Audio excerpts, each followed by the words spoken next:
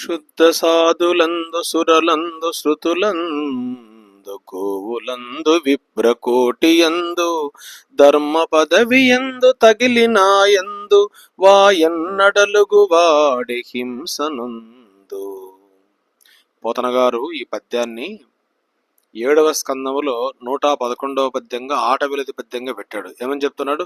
శుద్ధ సాధులందు సురలందు శృతులందు గోవులందు విప్రకోటియందు ధర్మ పదవియందు తగిలినాయందు వాయన్నడలుగు వాడే హింసనుందు.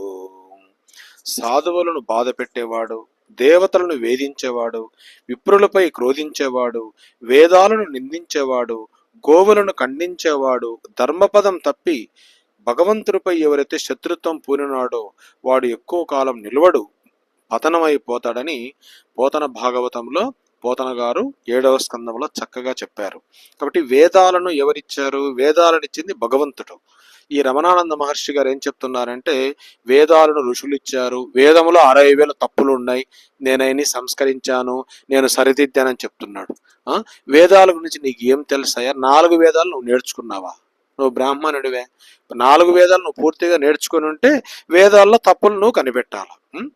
కాబట్టి ఒక స్వామీజీని ఎట్లా గౌరవించాలో తెలియదు, శంకరాచార్యులకు ఎంత గౌరవమేనో నీకు తెలియదు, వేదాలను నిందించేవనివి, వేదాల తప్పులు నేను చెప్పేవానివి. కాబట్టి నువ్వు ధర్మాన్ని తప్పుతున్నావు. కాబట్టి ఈశ్వరుడు నిన్ను క్షమించడు. రమణానంద మహర్షి వేదాలను ఇచ్చింది ఋషులు కాదు, ఈశ్వరుడు. కాబట్టి భగవంతుడే వేదస్వరూపుడు. వేద వేద విదవ్యంగో వేదాంగో వేదవాహన అని విష్ణు సహస్రనామములు కూడా ఉంది.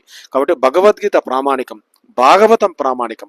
కాబట్టి వేదాలను ఇచ్చింది భగవంతుడు, ఋషులైతే కాదు. హరి ఓం తత్సత్.